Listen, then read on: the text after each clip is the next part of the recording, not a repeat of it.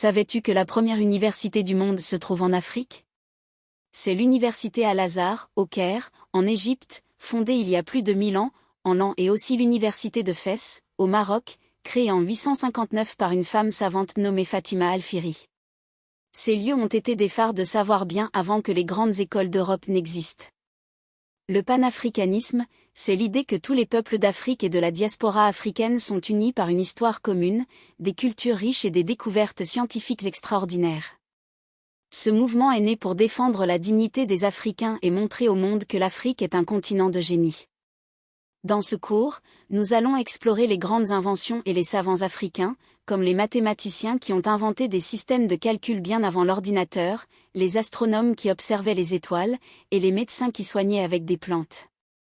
Nous allons aussi comprendre pourquoi il est important de connaître cette histoire pour être fiers de nos racines. L'Afrique n'est pas seulement un berceau de l'humanité, mais aussi un berceau du savoir et de l'innovation.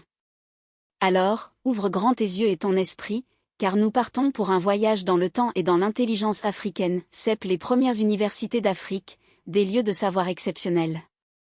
La première université du monde n'est pas en Europe, mais en Afrique. L'université Al-Azhar, au Caire, a été fondée en 970 après Jésus-Christ. Elle est encore en activité aujourd'hui et forme des étudiants en sciences, en médecine et en religion. Avant elle, l'université de Fès, au Maroc, a été créée en 859 par Fatima Al-Fihri, une femme très intelligente qui a voulu offrir un lieu d'étude pour tous. Dans ces universités, on enseignait les mathématiques, l'astronomie, la chimie, la philosophie et la médecine. Les savants africains de l'époque traduisaient et amélioraient les textes grecs et romains, et ils faisaient leurs propres découvertes. Par exemple, à Tombouctou, au Mali, il y avait une grande université avec des milliers de manuscrits sur l'astronomie, les mathématiques et le droit. Ces manuscrits sont encore conservés aujourd'hui.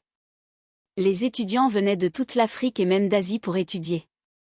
Cela montre que l'Afrique était un centre d'éducation et de recherche. Le panafricanisme nous rappelle que ces savoirs sont notre héritage commun. En connaissant ces universités, nous comprenons que l'intelligence africaine a toujours existé et a contribué au progrès mondial, CEP, les mathématiciens africains et les systèmes de calcul. Les mathématiciens africains ont inventé des systèmes de calcul très avancés. Par exemple, en Égypte ancienne, les mathématiciens utilisaient des fractions et des calculs géométriques pour construire les pyramides. Un Égyptien qui a vécu vers 2600 avant Jésus-Christ. Il était médecin, architecte et astronome. Les Européens l'appellent parfois le « premier médecin de l'histoire ». Le panafricanisme nous apprend à respecter ces savoirs et à les intégrer dans la médecine moderne. Beaucoup de médicaments actuels viennent de plantes africaines. Par exemple, l'artémisinine, un médicament contre le paludisme, vient d'une plante chinoise, mais les Africains ont aussi découvert des traitements. En connaissant cette histoire, les enfants africains peuvent comprendre que leur continent a toujours été un lieu de science et de santé, et CEP, pour aller plus loin, il est important de comprendre que le panafricanisme ne parle pas seulement du passé, mais aussi du présent et du futur. Les scientifiques africains d'aujourd'hui continuent cette tradition d'innovation. Par exemple, le docteur Cheikh Modibo Diarra, un astrophysicien malien, a travaillé pour la NASA. Il a étudié les étoiles et les planètes, comme les anciens astronomes africains. Il y a aussi le docteur Awa-Marie Coll Seck, une médecin sénégalaise qui a lutté contre le paludisme. Et puis, il y a des inventeurs africains qui créent des technologies modernes.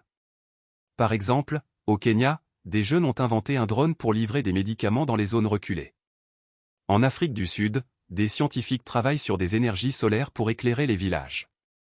Le panafricanisme nous encourage à soutenir ces innovations et à créer des écoles où les enfants africains peuvent apprendre les sciences. Il y a aussi des bibliothèques et des musées qui conservent les manuscrits anciens, comme ceux de Tombouctou. En 2012, ces manuscrits ont été sauvés de la destruction par des bibliothécaires courageux. Cela montre que la connaissance africaine est précieuse et doit être protégée. Le panafricanisme nous apprend à être fiers de notre histoire et à construire un avenir basé sur le savoir. En étudiant les inventions africaines, nous comprenons que l'Afrique a toujours été un continent de génie. Et nous pouvons tous être des génies si nous étudions et travaillons dur. CEP, pour bien comprendre et retenir ce cours, voici quelques astuces. D'abord, crée une carte mentale avec les grandes inventions africaines, les universités, les mathématiques, l'astronomie, la médecine. Dessine une grande carte de l'Afrique et place chaque invention sur le pays correspondant. Ensuite, apprends une petite chanson sur les savants africains, par exemple, Al-Azhar, Fès, Tombouctou, des universités partout. Tu peux aussi fabriquer un petit modèle de pyramide en carton et écrire dessus les noms des mathématiciens égyptiens. Pour l'astronomie, observe le ciel la nuit et cherche l'étoile Sirius. Raconte à tes amis l'histoire des Dogons.